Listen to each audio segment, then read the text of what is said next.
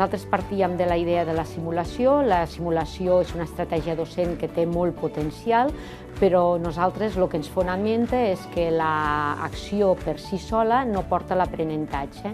Perquè hi hagi aprenentatge ha d'haver reflexió. A partir d'aquí els alumnes poden transferir, poden aplicar, poden generalitzar aquest coneixement. I per això vam incorporar amb la simulació el diari reflexiu.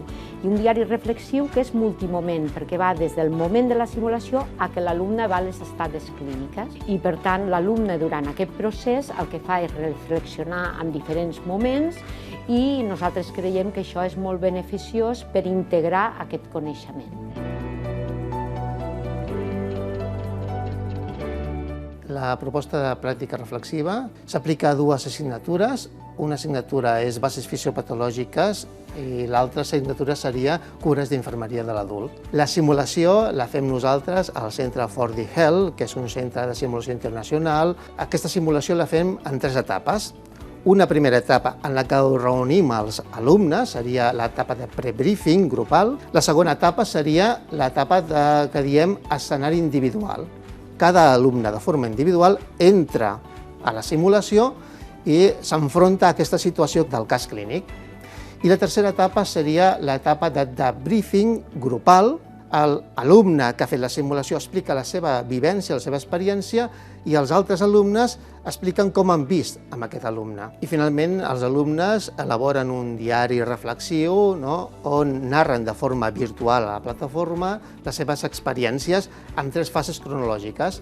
La primera fase seria la fase del debriefing immediat, la segona fase seria la fase aproximadament al cap d'un mes, en el que els alumnes visualitzen la gravació de la seva simulació, i la tercera fase seria ja a les estades clíniques on els alumnes reflexionen i apliquen els seus coneixements i habilitats adquirides en un pacient, en un ambient, un context clínic real.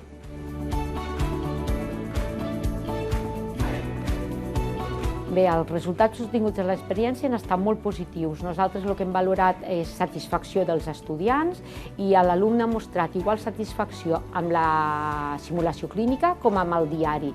I per tant això ho valorem molt positiu, perquè realment a priori pensàvem que la simulació clínica tindria un nivell de satisfacció més alt. Les conclusions que hem arribat és que en l'aprenentatge és molt important la reflexió, i la reflexió no solament sobre els coneixements, sinó que la reflexió que a més implica emocions, perquè aprendre també vol dir emoció.